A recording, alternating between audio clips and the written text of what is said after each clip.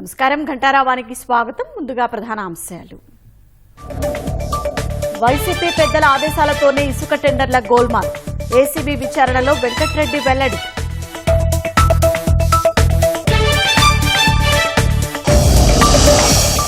మంగళగిరిలో పైలట్ ప్రాజెక్టుగా నైపుణ్య గణన. ఉద్యోగ ఉపాధి కల్పనే లక్ష్యంగా సాగుతున్న సర్వే.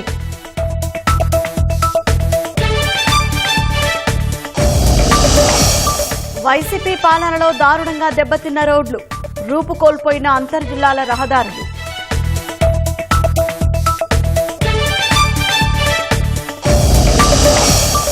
రాష్ట్రంలో పెండింగ్ ప్రాజెక్టులపై రైల్వే శాఖ దృష్టి. ఎంపీలతో సమావేశం కానున్న దక్ష మధ్య రైల్వే జీఎం.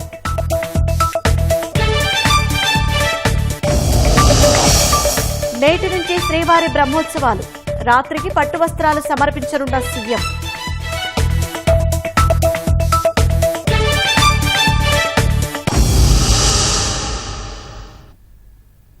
ఇసుక టెండర్లలో గత ప్రభుత్వ పెద్దల ఆదేశాల మేరకే నడుచుకున్నట్లు గనుల శాఖ మాజీ డైరెక్టర్ వెంకట్రెడ్డి ఏసీబీ విచారణలో వెల్లడించారు.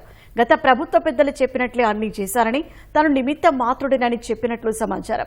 ఇసుక కుంభకోణంలో కీలక వ్యక్తులు ఎవరి నుంచి ఆదేశాలు వచ్చాయనే అంశాలపై ఏసీబీ అధికారుల ప్రశ్నలకు సమాధానం దాటవేసినట్లు తెలిసింది.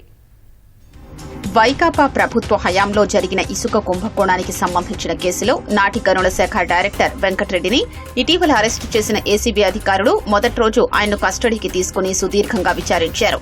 3 రోజుల పాటు ఏసీబీ కస్టడీ న్యాయస్థానం అనుమతివ్వగా తొలి రోజైన గురువారం ఏసీబీ అధికారులు ఆయనకు అనేక ప్రశ్నలు సంధించారు. కొన్నింటికి మౌనం వహించగా మరికొన్నింటికి పొడి సమాధానాలు చెప్పినట్లు సమాచారం. ఇసుక టెండర్ల వ్యవహారంలో గత ప్రభుత్వ పెద్దల ఆదేశాలకు అనుగుణంగానే తాను నడుచుకున్నారని, అన్ని వారే చేయించారని విచారణలో చెప్పినట్లు సమాచారం. నాటి ప్రభుత్వ పెద్దల ఆదేశాన్ని ధిక్కరించే శక్తి, అధికారం తనకు లేదని, అందుకే వారు చెప్పినట్లు అన్ని చేశానని అంగీకరించినట్లు తెలిసిందే. అఖిల భారత సర్వీసు అధికారిగా నిబంధనలు, మార్గదర్శకాలకు అనుగుణంగా వ్యవహరించారని తెలియదా? ఎవరేం చెప్పినా చేస్తారా అని దర్యాప్తు అధికారులు ప్రశ్నించగా అంతకు మించి తనకు ప్రత్యామ్నాయం లేదని చెప్పినట్లు సమాచారం. ఇసుక తవ్వకాలు, విక్రయం, సరఫరా బాధ్యతలు ప్రైవేటు సంస్థలకు అప్పగించే విధానాన్ని ఎవరి ఆదేశాల మేరకు సిద్ధం చేశారు? నాటి ప్రభుత్వ పెద్దల అస్మదీయ కంపెనీకి మాత్రమే ఈ కాంట్రాక్టు దక్కేలా నిబంధనల్ని ఎవరి ఒత్తిళ్ల మేరకు రూపొందించారని ప్రశ్నించగా అరకొరగా సమాధానమిచ్చినట్లు తెలిసింది.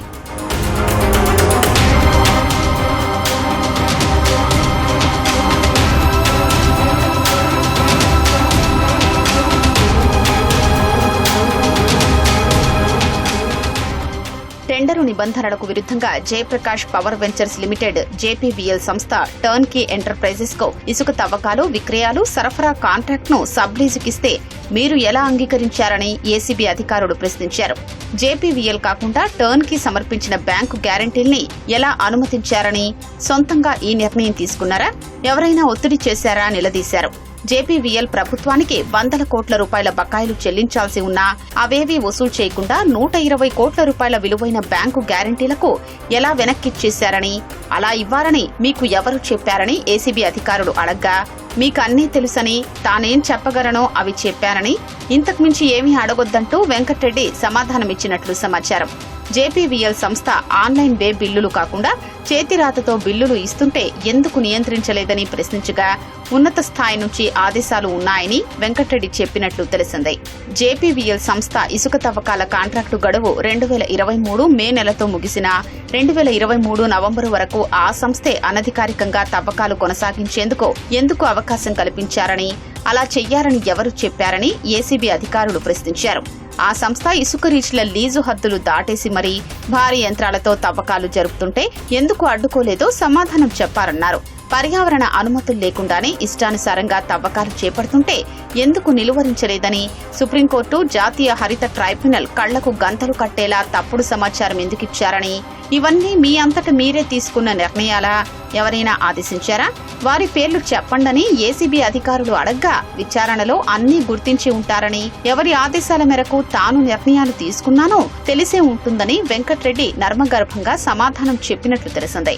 పలు డాక్యుమెంట్లు చూపించి వాటిపై ప్రశ్నించగా కొన్నింటికి నేరుగా సమాధానమివ్వగా మరికొన్నింటికి స్పందించలేదని సమాచారం. రాష్ట్రంలోని యువత మహిళల్లో నైపుణ్యాలు పెంపొందించేందుకు కూటమి ప్రభుత్వం సరికొత్త ఆలోచనతో ముందుకొచ్చింది. ఎన్నికలకు ముందు ఇచ్చిన హామీ మేరకు నైపుణ్య గణన కార్యక్రమానికి శ్రీకారం చుట్టింది. మంగళగిరి నియోజకవర్గంతో పాటు రాజధాని గ్రామాల్లో పైలట్ ప్రాజెక్టుగా సర్వే ప్రారంభమైంది. ఉద్యోగ ఉపాధి అవకాశాలను అన్వేషించే వారికి నైపుణ్యాల అంచనా, శిక్షణ అందించే కార్యక్రమాన్ని ప్రజలు స్వాగతిస్తున్నారు. సార్వత్రిక ఎన్నికలకు ముందు కూటమి పార్టీలు ఇచ్చిన హామీల్లో నైపుణ్య గణన ఒకటి. రాష్ట్రంలో చదువుకున్న యువతలో కొందరు ఆర్థిక ఇబ్బందులు, వనరుల కొరతతో నైపుణ్య శిక్షణకు దూరమవుతున్నారు. ఉద్యోగ ఉపాధి కల్పనే లక్ష్యంగా నైపుణ్య శిక్షణ ఇచ్చేందుకు ప్రభుత్వం నైపుణ్య గణన చేపట్టింది. యువత మహిళల్లో నైపుణ్యాన్ని అభివృద్ధి చేయడం, పరిశ్రమలు, కంపెనీల అవసరాలు తీర్చేలా తయారు చేయడం నైపుణ్య గణన ప్రధాన ఉద్దేశం. ఈ కార్యక్రమానికి మంగళగిరి నియోజకవర్గంతో పాటు రాజధాని ప్రాంతమైన తుళ్లూరు మండలాన్ని పైలట్ ప్రాజెక్టుగా ప్రభుత్వం ఎంపిక చేసింది. సెప్టెంబర్ 30న ఈ కార్యక్రమాన్ని ప్రారంభించారు. నైపుణ్యాభివృద్ధి కార్పొరేషన్ ఆధ్వర్యంలో స్కిల్ డెవలప్మెంట్ శాఖ, సిడాప్, నాక్ సిబ్బంది నైపుణ్య గణన నిర్వహిస్తున్నారు.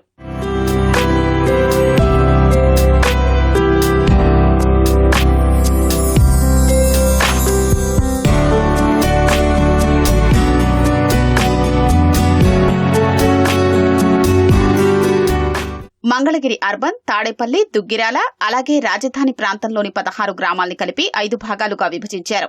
మొత్తం 161,421 కుటుంబాల సమాచారం సేకరిస్తున్నారు. దీనికోసం ప్రత్యేకంగా యాప్ తయారు చేశారు.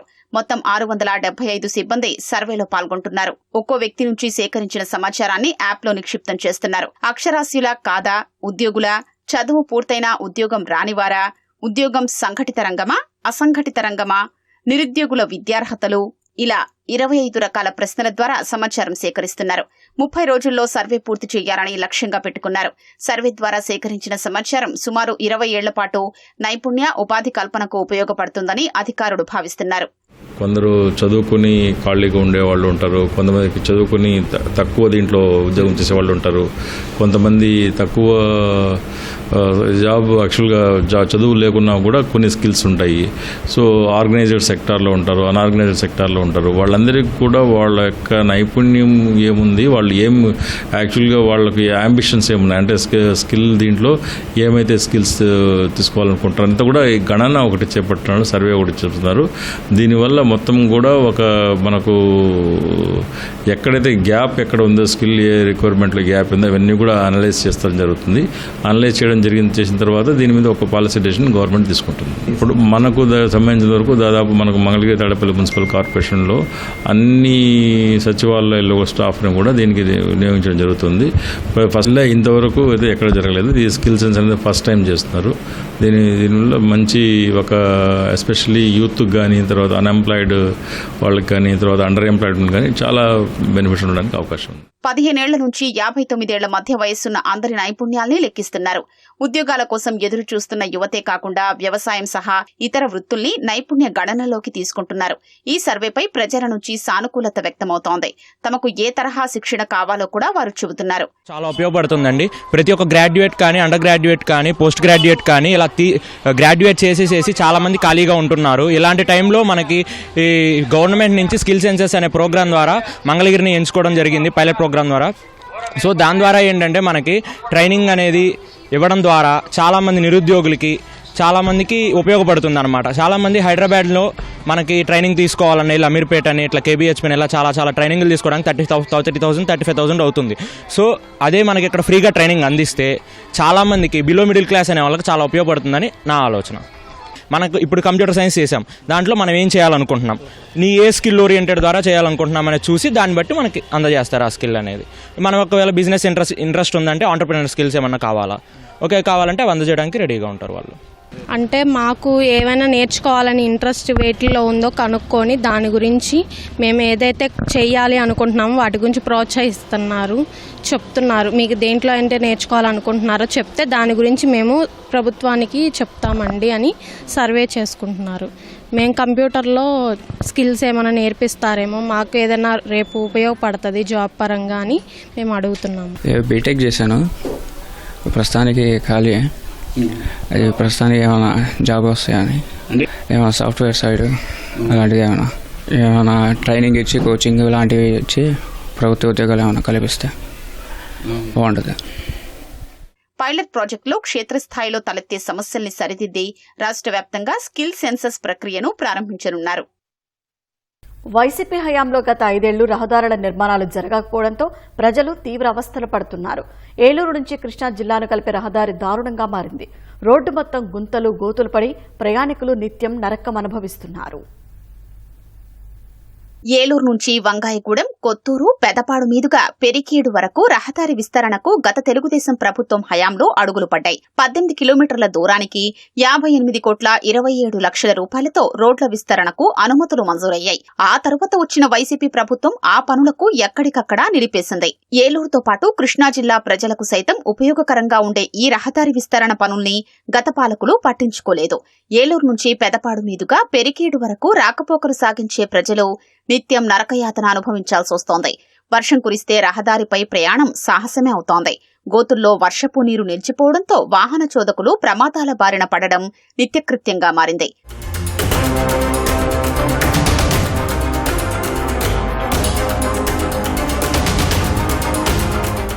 పెదపాడు, తోటగూడెం, వసంతవాడ, పెరికేడు గ్రామాల మధ్యలో సీసీ రోడ్ల నిర్మాణాలు పూర్తి చేసినా వంతెనలు నిర్మించాల్సిన చోట పనులే ప్రారంభించలేదు.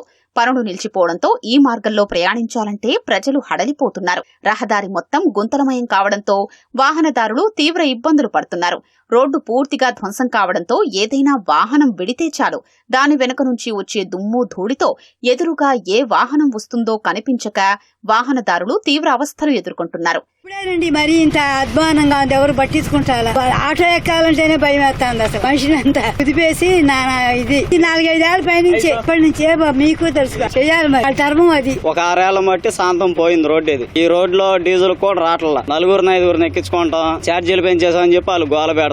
ఆ తలకి నొప్పులు అన్నీ వస్తున్నాయి. ఈ రోడ్డు పోతే కనుక మాకు బాగానే ఉంటది. ఆ జగన్ ఎట్టా పోయలేదు కాబట్టి ఈ ప్రభుత్వం పోతుంది. బళ్ళు పాడైపోతున్నాయి. నెలకు వచ్చి 10,000 రూపాయలు మెయింటెనెన్స్ అవుతుంది బండికి. రోడ్లు ఈ వాసన ఉంటే ఇంకెక్కడ తోలుతాం బళ్ళు? రోడ్లు బాగుంటే పోనీ ఏదో రకంగా తోలుకుంటాం. ఆరోగ్యం బాగుంటుందా? ఈ రోడ్లో తోలి ఓళ్ళ నొప్పులు అని అయ్యాని ఏదో ఒకటి వస్తానే ఉంది. 10 రోజులు ఆటో తోలితే 20 రోజులు ఇంట్లో పడుకుంటున్నా తోలలేక ఈ రోడ్లో ఆటో. ఏలూరు నుంచి వంగాయగూడెం, క్యాన్సర్ హాస్పిటల్, సత్యనారాయణపురం, పెదపాడుకు వెళ్లే రహదారి పూర్తిగా ధ్వంసమైంది. రహదారిపై రాళ్లు తేలి ప్రమాదకరంగా మారింది. రోడ్ల దుస్థితి దారుణంగా ఉండడంతో వాహనాలు నడపాలంటే ఇబ్బందిగా ఉందని డ్రైవర్లు వాపోతున్నారు. రోడ్లు బాగాలేదండి. ఏలూరు నుంచి పెదపాడు దాకా బాగాలేదు. పెదపాడు నుంచి వసంతవాడ ఇవన్నీ గోతులు పడిపోయినాయి. అక్కడ నుంచి కానుమూలు నుంచి హనుమాన్ జంక్షన్ దాకా రోడ్డు బాగలేదండి. చింతన ప్రభాకర్ గారు మరి రోడ్లు అయితే బాగా చేస్తున్నారు. ప్యాచ్ వర్క్లే చేపిస్తున్నారు. చేస్తారేమో అనుకుంటున్నాం. బాగా స్ట్రెయిన్ అయిపోతున్నాం. సాయంత్రం వెహికల్స్ కూడా చాలా ఇబ్బంది పడుతున్నాం. వెహికల్స్ కూడా అస్తమాటిగా రిపేర్లు ఎక్కువైపోయింది. కేవలం రోడ్లో ఎక్కువ ప్రాబ్లం ఏదైనా అంటే రోడ్లే. అంటే ఇటు కూడా జంగారెడ్డి కూడా అటు సైడ్ కూడా అలాగే ఉంది. ఎగ్జాక్ట్ గా అయితే చేయలే. చాలా అయిపోయిన ప్యాచ్ వర్క్ మాత్రమే చేశారు తప్ప పర్మనెంట్ గా ఏమీ రోడ్లు వేసింది లేదు. నా టీడీపీ రాగానే కొద్దిగా ఏదో పైపైన చేశారు. మళ్ళీ ఒక లెవెల్ చేసుకొచ్చారు. అంతకుముందు అయితే మరి దారుణంగా ఉండేది. సైడ్ నుంచి వెళ్లాల్సి వచ్చేది. చాలా గట్లే కడుతున్నారు కదా, అవన్నీ అవుతాయి. కానీ ఒక కొలిక్కి వస్తేమో చూస్తున్నాం. ఇంకా బాగా చేస్తారు. ఇంకా అవి కూడా అయిపోతాయి అనుకుంటున్నాం. లాస్ట్ ఇయర్ లా ఉండదని మా ఫుల్ కాన్ఫిడెన్స్. కూటమి ప్రభుత్వం రోడ్డు విస్తరణ పనులు వేగవంతం చేయాలని ప్రజలు కోరుతున్నారు. రాష్ట్రంలో రైల్వే పెండింగ్ ప్రాజెక్టుల పూర్తి సమస్యల పరిష్కారంపై రైల్వే శాఖ దృష్టి పెట్టింది. ఈ విషయమై రాష్ట్ర ఎంపీలతో దక్షిణ మధ్య రైల్వే జీఎం అరుణ్ కుమార్ జైన్ నేడు ప్రత్యేకంగా సమావేశమవుతున్నారు. విజయవాడలో ఉదయం 10:30 గంటలకు సమావేశం జరగనుంది. రాష్ట్రంలో పెండింగ్ రైల్వే ప్రాజెక్టులు వాటి పరిష్కారంపై ఎంపీలతో జీఎం చర్చించనున్నారు. రైల్వే లైన్ల నిర్మాణం, రైల్వే స్టేషన్ల అభివృద్ది, మౌలిక వస్తువుల కల్పన, పలు రూట్లలో కొత్త రైళ్లు నడపడం తదితర అంశాలపై ఎంపీల నుంచి ప్రతిపాదనలు తీసుకోనున్నారు.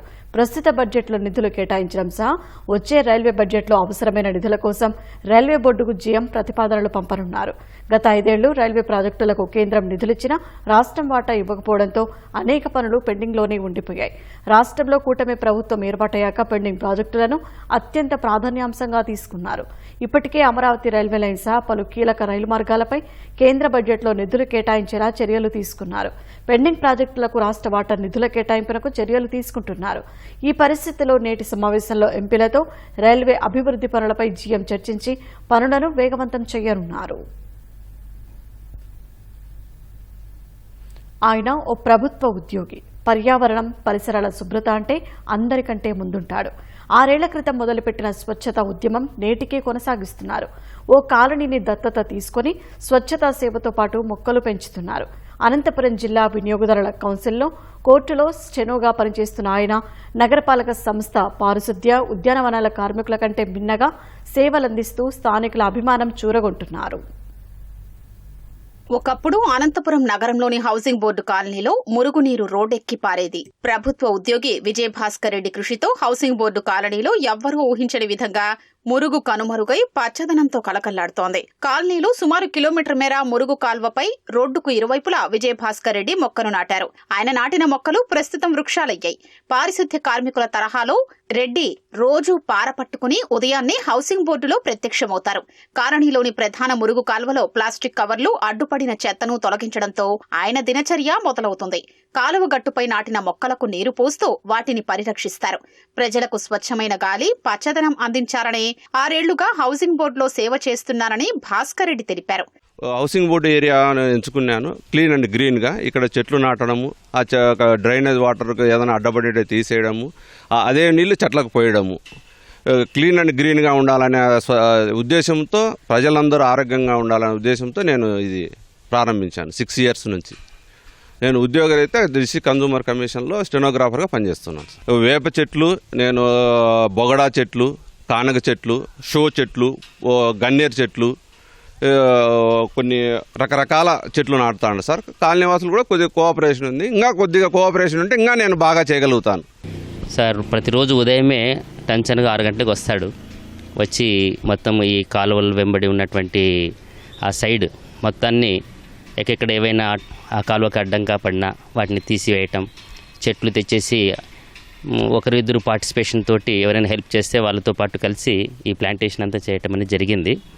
సో ఇప్పుడు మీరు చూస్తున్నటువంటి ఆ కాలువ 15 రోజులకు ఒక్కసారి మొత్తం నిండిపోయేది చెదారంతో. సో అక్కడ ఒక పైపు అడ్డంగా రావడం వల్ల దాన్ని కూడా దగ్గరుండి ఆయన ఈరోజు అదంతా తొలగించటం వల్ల పూర్తిగా ఈరోజు వాటర్ ఎక్కడ కూడా స్టాగ్నేట్ అనేది లేకుండా ఫ్రీ ఫ్లో జరుగుతూ ఉంది. సో ఒకసారి 2019లో అనుకుంటా మంచి ఫ్లడ్ అనేది ఇక్కడ రావటం అనేది జరిగి చాలా ఎఫెక్ట్ అయింది. అది చాలా ఇళ్లలో కూడా నీళ్ళు వచ్చాయి.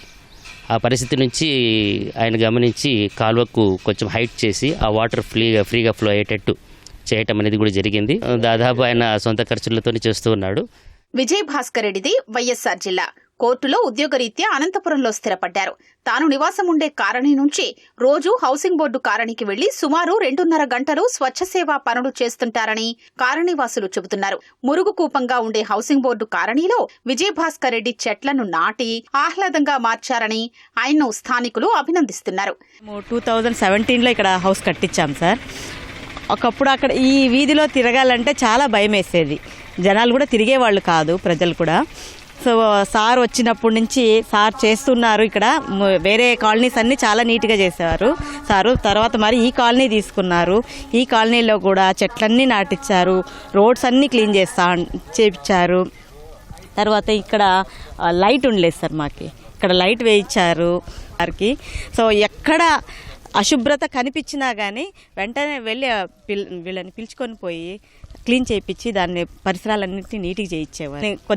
బట్ భలే చేశారు సార్. సార్ అయితే ఇది ఇలా ఉంది అంటే కారణం సారే సార్, భాస్కర్ రెడ్డి సార్ గారే సార్. సార్ వచ్చిన తర్వాత హౌసింగ్ బోర్డుకు ఒక ఐడెంటిఫై వచ్చింది. ఎందుకంటే వాటర్ వచ్చి అంతా చాలా గలీజ్గా ఉండేది. ఆ సార్ వచ్చిన తర్వాత చాలా నీట్గా క్లీన్ అండ్ గ్రీన్గా ఉంది. చెట్లంతా బాగా నీట్గా పెడుతుంటారు. ఈ కాలంలో అయితే బాటిల్స్ చండాలంగా అంతా పేరుకుపోయేవి. ఆయన వచ్చిన తర్వాత క్లీన్గా ఉంది హౌసింగ్ బోర్డు. అంటే ఓపిక్గా చేయడం వల్లే మా హౌసింగ్ బోర్డుకి కొంచెం బాగా వచ్చింది. ఇంకోటి టెంపుల్కి వచ్చిపోయే వాళ్ళు అంతా ఎంత గలీజ్ చేసినా ఆయన మరుసటి రోజు వచ్చి వర్షం వస్తున్నా కూడా అంత క్లీన్గా చేపించేస్తారు. చాలా బాగా చేపిస్తున్నారు. నిస్వార్థంగా పర్యావరణం, పరిసరాలపై ప్రేమను చాటుకుంటూ స్వచ్ఛందంగా సేవలందిస్తున్న విజయభాస్కర్ రెడ్డి తీరు అందరికీ ఆదర్శంగా నిలుస్తోంది. అఖిలాండ కోటి బ్రహ్మాండ నాయకుని బ్రహ్మోత్సవాలు తిరుమలలో నేటి నుంచి అంగరంగ వైభవంగా జరగనున్నాయి. సాయంత్రం 5:45 మీనలగ్నంలో ముక్కోటి దేవతలను ఆహ్వానిస్తూ నిర్వహించే ధ్వజారోహణంతో బ్రహ్మోత్సవాలు ప్రారంభమవుతాయి. రాత్రి 9 గంటలకు నిర్వహించే పెద్దశేష వాహన సేవతో వాహన సేవలు మొదలవుతాయి. వైదిక కార్యక్రమాలన్నింటినీ శాస్త్రోక్తంగా నిర్వహించేలా టీటీడీ చర్యలు చేపట్టింది. రాష్ట్ర ప్రభుత్వం తరపున శ్రీవారికి సీఎం చంద్రబాబు పట్టు వస్త్రాలు సమర్పించనున్నారు. సీఎం పర్యటన దృష్ట్యా యంత్రాంగం కట్టుదిట్టమైన భద్రతా ఏర్పాట్లు చేసింది. తిరుమల శ్రీనివాసుని వార్షిక బ్రహ్మోత్సవాలకు అంకురార్పణ కార్యక్రమాన్ని అర్చకులు వైఖానస ఆగమోక్తంగా నిర్వహించారు. స్వామివారి సేనాధిపతులైన విశ్వక్సేనుల వారు శ్రీవారి సన్నిధి నుంచి విమాన ప్రదక్షిణగా రంగనాయకుల మండపానికి వేంచేశారు. పండితుల వేద మంత్రోచ్చారణలు, మంగళ వాయిద్యాల మధ్య అర్చకులు వైదిక కార్యక్రమాలను శాస్త్రోక్తంగా నిర్వహించారు. అనంతరం యాగశాలలో అంకురార్పణ క్రతువు నిర్వహించారు.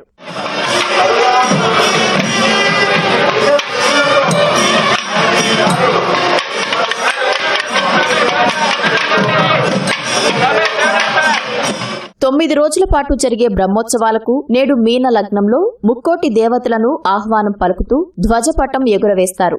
దీంతో మలయప్ప స్వామి బ్రహ్మోత్సవాలు ప్రారంభమవుతాయి. రాత్రి 9 గంటలకు పెద్ద శేష వాహన సేవతో వాహన సేవలు మొదలవుతాయి. అక్టోబర్ 11న ఉదయం 7 గంటలకు రథోత్సవం, రాత్రికి అశ్వవాహనంతో వాహన సేవలు ముగుస్తాయి. 12న శ్రీవారి పుష్కరిణిలో చక్ర తాళ్వారుకు జరిగే స్నపన తిరుమంచనంతో బ్రహ్మోత్సవాలు ముగుస్తాయి.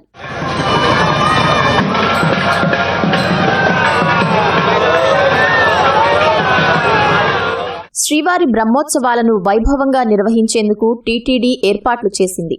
బ్రహ్మోత్సవాల దృష్ట్యా ఆర్జిత సేవలతో పాటు వీఐపీ బ్రేక్ సహా అన్ని ప్రత్యేక దర్శనాలను రద్దు చేసింది. అన్న ప్రసాదాలు, భద్రత, పరిశుభ్రతకు ఈసారి పెద్దపీట వేశారు. బ్రహ్మోత్సవాలకు 7 లక్షల లడ్డూల స్టాక్ అదనంగా అందుబాటులో ఉంచారు. 400 ఆర్టీసీ బస్సులు భక్తులకు అందుబాటులో ఉన్నాయని, రోజుకు 2000 ట్రిప్పులు తిరుగుతాయని టీటీడీ ఈవో తెలిపారు. ప్రత్యేక దర్శనాలు అన్ని రద్దు చేయడం జరిగింది. బ్రేక్ దర్శనాలు కూడా ఎక్సెప్ట్ ప్రోటోకాల్ దర్శనం మిగిలినవి కూడా రద్దు చేయడం జరిగింది. ఎస్ఈడి టోకెన్స్ 132,000 ఇవ్వడం జరిగింది. సర్వదర్శనం టోకెన్లు 24,000 రోజు కూడా ఇవ్వడం జరుగుతుంది. అలాగే అంగ ప్రదక్షిణ టోకెన్లు కూడా రద్దు చేయడం జరిగింది. లడ్డూ ప్రసాదాల వితరణకు సంబంధించి 7 లక్షల లడ్డూలు బఫర్ స్టాక్ లో పెట్టుకోవడం జరిగింది. అలాగే 11 అదనపు కౌంటర్లు కూడా పెట్టడం జరిగింది.